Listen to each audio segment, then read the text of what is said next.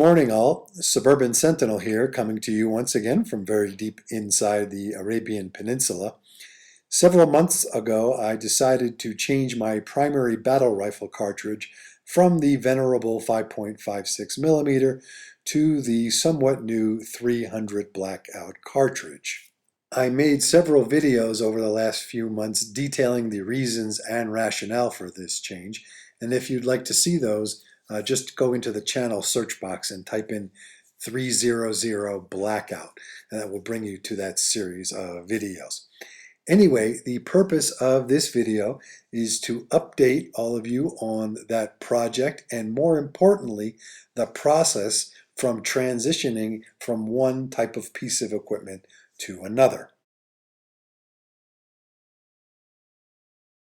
People change the types of things they use all of the time, and there's nothing inherently wrong with that. You have one type of piece of equipment or gear, and you decide to go with something else. This is very prevalent, especially to those of us in the gun community. Unfortunately, this is often done in either an inefficient or counterproductive manner. We see this all of the time with guns and survival gear. On a whim, people will go out and buy something new, thinking it is better than what they have. Then they sell off everything that they had in that category, and then that whole process repeats itself over and over again. By way of example, I'll take a guy I know who was a real 1911 man. He carried shot 1911s for many, many years, but he saw a video from one of the big YouTube gun gurus who says, oh, 1911s, they're no good, they're not reliable, they're too hard to maintain, you can't carry them. Everybody should be using 9mm Glocks. So what does this guy do? He goes out and buys 3 9mm Glocks and sells his 1911s and all of his .45 caliber ammunition. Less than 2 years later, he watches another gun guru video, and for all I know, it could have been the same gun guru who says, 9mm, there's no way you should be carrying a 9. It's not enough power. A 9mm won't stop anyone who's ever even walked by a meth lab. 9mm are old school. Everybody should be carrying a .40. So what does he do? Of course, he goes and trades in all of his 9mm Glocks for .40 caliber Glocks, and again gets rid of his stock of 9mm ammunition and replaces it. A little while later, he hears from another gun guru, or again it could have been the same one, who says Glocks are for paupers. Glocks aren't durable. If you want a real man's gun, get a Heckler and Koch. So the results are predictable. Out go the Glocks, in come the H&Ks. I'm not sure if he stayed with the same caliber or not. They may have convinced him to go to a .45. Who knows? Anyway, the moral of the story, it's a lot of wasted money and a lot of wasted effort. But there is a better way.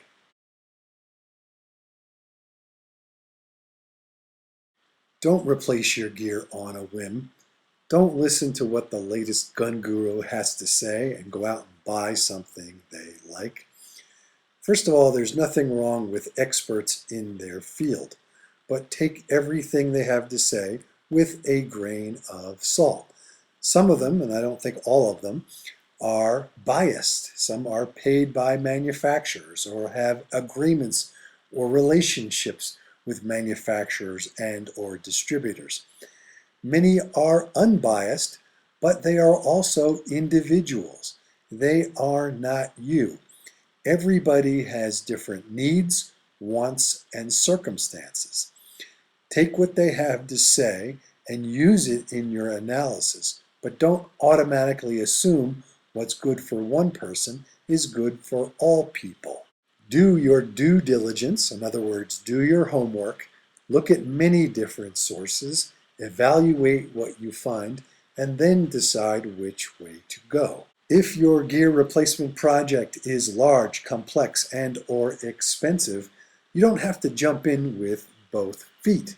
I recommend splitting your project up into a few more steps. Have an initial procurement phase. Don't buy everything all at once.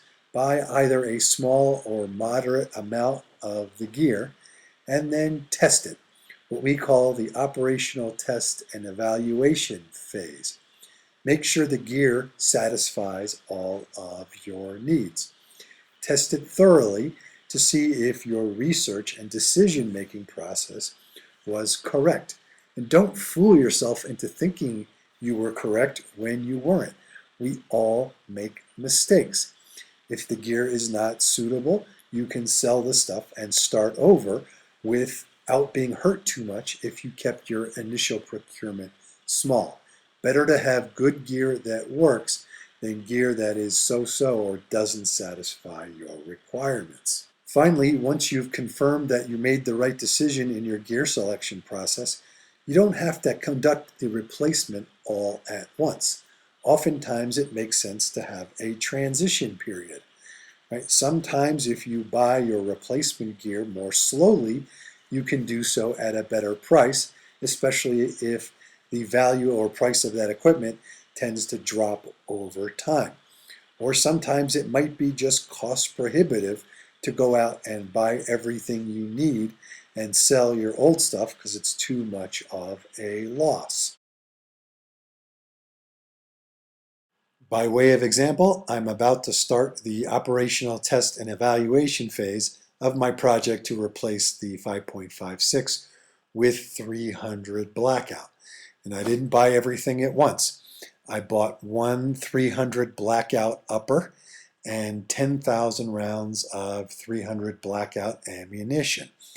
If all goes well, ultimately I'd like to have 4 complete 300 Blackout rifles, 2 300 Blackout uppers as spares, and 100,000 rounds of ammunition. Now that is not an inexpensive proposition.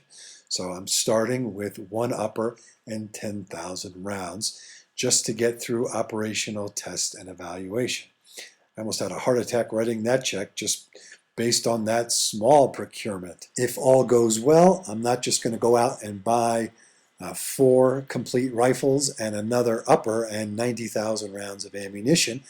I'm going to do this slowly, step by step, especially because I'm keeping all of my 5.56 gear and my existing stock, which is over 100,000 rounds of ammunition. The 5.56 will be relegated to backup duty and target practice, while the 300 Blackout, at least I hope, will be the frontline duty cartridge, and I'll have all of the equipment. I want to build up the supplies of equipment and ammunition slowly so as to not negatively impact other priorities. As a prepper, I still want to keep buying food and water equipment and gold and silver.